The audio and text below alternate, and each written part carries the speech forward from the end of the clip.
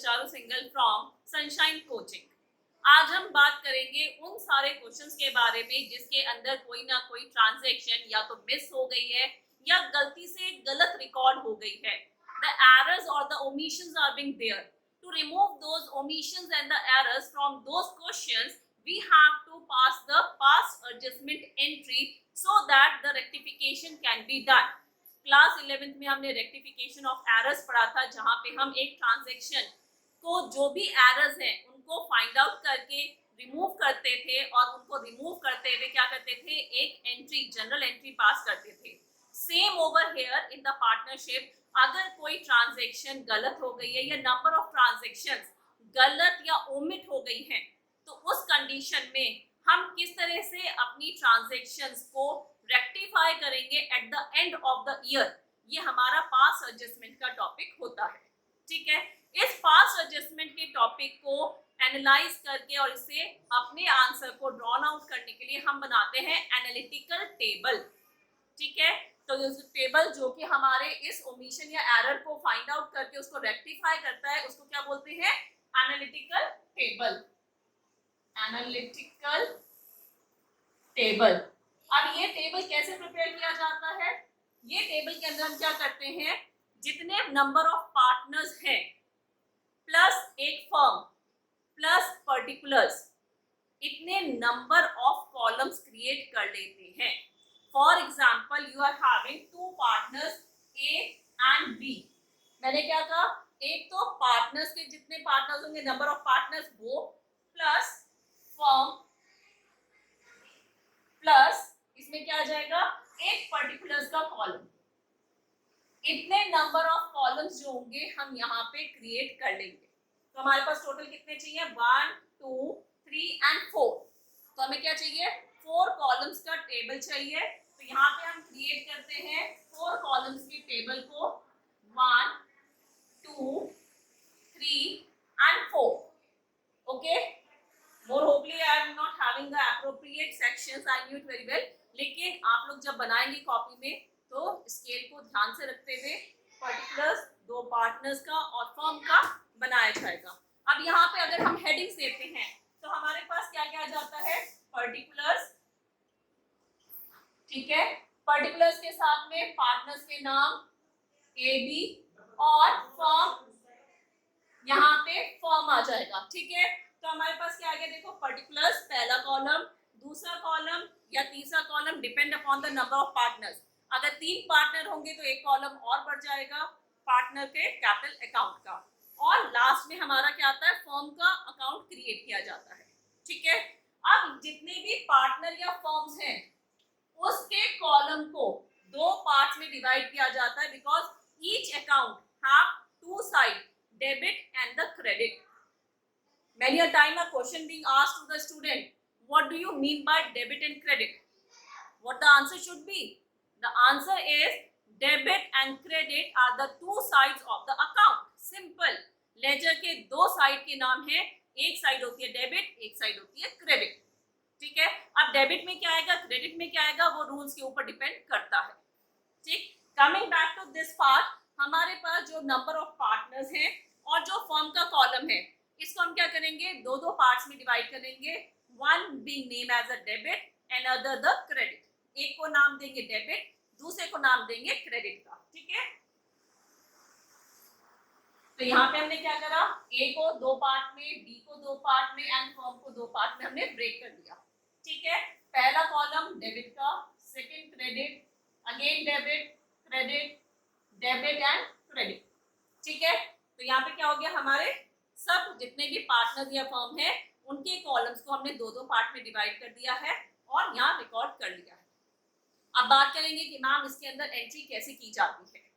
ठीक है, तो एक एग्जांपल लेते हैं ताकि हम उसको बेटरली समझ सकें कि कैसे यहाँ पे एंट्री की जाएगी और उस एंट्री से हम अपना रिजल्ट कैसे फाइंड आउट करेंगे। जनरली क्वेश्चंस में दिया हुआ होता है, या तो उन्होंने ओमिट कर दिया है या रॉन्ग अमाउंट के साथ रिकॉर्डिंग कर दी है। अगर ये ओमिट किया गया है तो ओमिट करते हुए हम किस तरह से पास करेंगे एंट्री, वो मैं आपको पहले बता दूं। For example, they are the 2 partners A and B having profit and the losses in the ratio of a 2:1. Okay, further on जो इनका प्रॉफिट था, प्रॉफिट वाज डिस्ट्रीब्यूटेड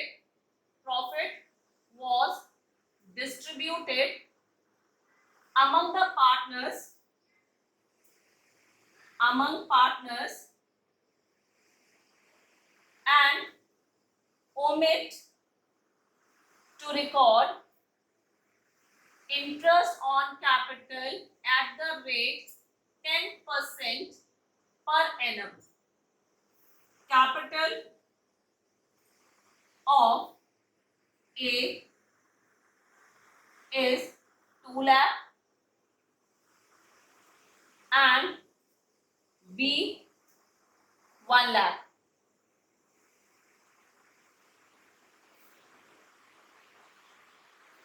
ठीक है, तो यहाँ पे क्या कहा उन्होंने, the profit was distributed among the partners and omit to record the interest on capital. यहाँ पे उन्होंने प्रॉफिट बांट दिया और ओमिट कर दिया है, गलती से भूल गए रिकॉर्ड करना कि उन्हें इंटरेस्ट ऑन कैपिटल 10% इस कैपिटल के ऊपर पे करना था. ठीक है, profit during the year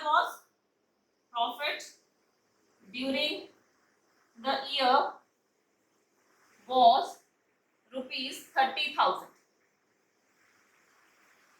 or let it be the 30,000. Okay, so this is the question. Now rectify and pass the journal entry to rectify this error. Pass journal entry to rectify the error or omission. ठीक है, तो यहाँ question में क्या दिया हुआ है, दो पार्टनर है ए एंड बी, उनका प्रॉफिट एंड लॉस जो रेशियो है वो 2:1 है. Profit was distributed among the partners and omit to record the interest on capital. Interest on capital 10%, 2 lakh और 1 लाख पे देना भूल गए हैं. Profit during the year was 30,000. Pass the adjustment entry और द रेक्टिफाइंग एंट्री. दोनों में से कुछ भी लिखा आ सकता है. एडजस्टमेंट एंट्री भी है तब भी आप इसी टेबल को फॉलो करते हुए काम करेंगे. ठीक है, जब भी कंडीशन ओमिट की दी हुई हो, बहुत सिंपल है, प्रॉफिट का अमाउंट दिया है नहीं दिया है हम उसको बॉदर नहीं करेंगे. हम क्या करेंगे, सिर्फ जो ओमिट हो गई है, जो उन्होंने इंटरेस्ट ऑन कैपिटल देना भूल गए हैं, वो हम डिस्ट्रीब्यूट कर देंगे आईओसी. अब देखो, जब हमने यहाँ पे ये अकाउंट बनाया ए बी और फर्म का, तो ए बी क्या है, पार्टनर्स कैपिटल अकाउंट को रिप्रेजेंट कर रहा है और फर्म कर रहा है पीएल एप्रोप्रिएशन को रिप्रेजेंट. तो उसकी वजह से क्या हो जाता है, उनका नेचर चेंज हो जाता है. एक तो है फर्म के पॉइंट ऑफ व्यू से एंट्री और एक हो रही है पार्टनर्स के पॉइंट ऑफ व्यू से. तो नेचुरली उनके अपने जो व्यू पॉइंट है वो चेंज हो जाते हैं. जैसे the expense of the firm is the income to the partner. Interest on capital क्या है, फर्म का तो एक्सपेंस है, लेकिन पार्टनर को तो वो मिल रहा है. Interest on capital they are being getting, तो क्या है, उनको तो इनकम हो रही है. तो एक जगह जो एक्सपेंस है तो उसका नेचर डेबिट में जाएगा और जिसका इनकम हो रही है तो उसका नेचर क्रेडिट का हो जाएगा. तो यहाँ पे हमें ध्यान रखना है और इसी को ध्यान रखते हुए एंट्री करनी है. तो इंटरेस्ट ऑन कैपिटल अगर मैं कैलकुलेट करती हूँ, 10% ऑफ अ 2 लाख 20,000 हो गया हमारा. ठीक है, अब इंटरेस्ट ऑन कैपिटल क्या है, इनकम टू अ पार्टनर है. इनकम कहाँ दिया, क्रेडिट साइड में, तो डेबिट साइड में कुछ नहीं आएगा, 20,000 क्रेडिट साइड में.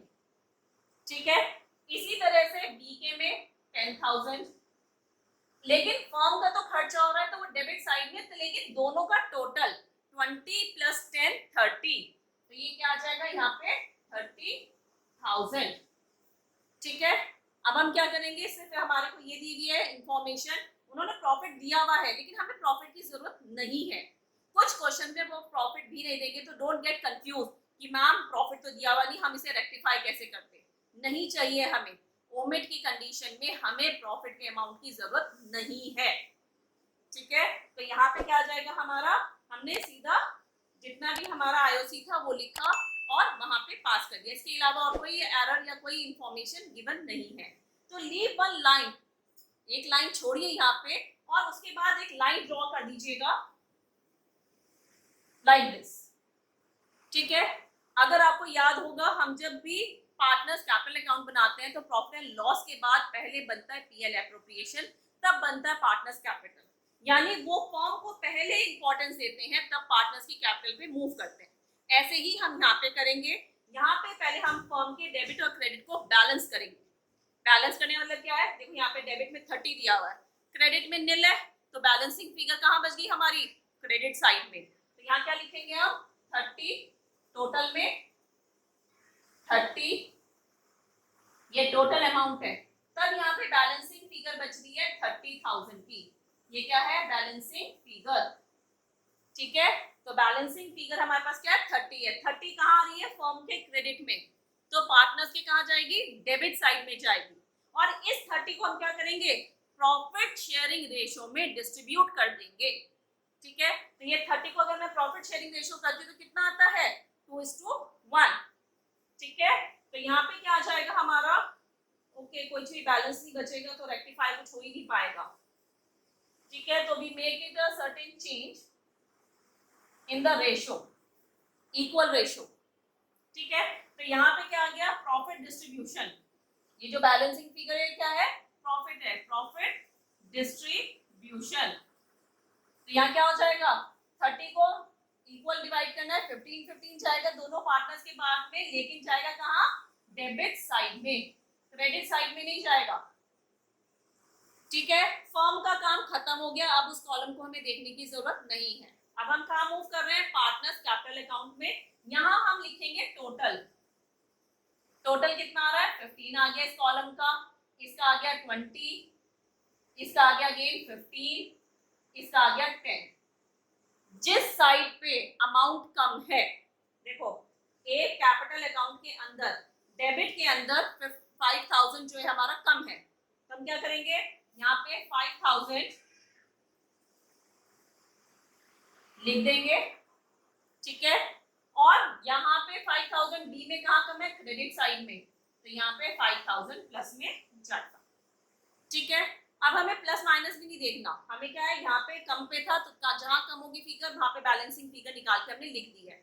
ये क्या है, 5,000 बैलेंसिंग फिगर है। अब ये बैलेंसिंग फिगर क्या हो जाएगी हमारी, ये बैलेंसिंग फिगर हमें बताएगी, ये डेबिट में आई है। ठीक है, फर्म के में कहा जाएगी, क्रेडिट में। देखो जनरल एंट्री जब प्रिपेयर की जाती है तो वो फर्म के पॉइंट ऑफ व्यू से प्रिपेयर की जाती है, तो हम यहाँ पे भी फर्म को इंपॉर्टेंस देंगे।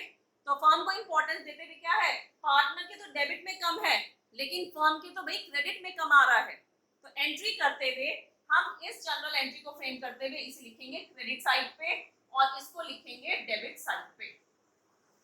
आई होप आपको समझ में आएगा रीजन हम इसे डेबिट और क्रेडिट अपोजिट डायरेक्शन में क्यों डाल रहे हैं। उसका मेन रीजन यही है कि जनरल एंट्री जो फ्रेम की जाती है वो फर्म के पॉइंट ऑफ व्यू से फ्रेम की जाती है, तो हमें उसी का व्यू पॉइंट ध्यान रखते हुए जो पार्टनर्स के डेबिट में आ रहा है वो फर्म के क्रेडिट में जाएगा, तो क्रेडिट में डालेंगे और यहाँ इसे डेबिट में डालेंगे।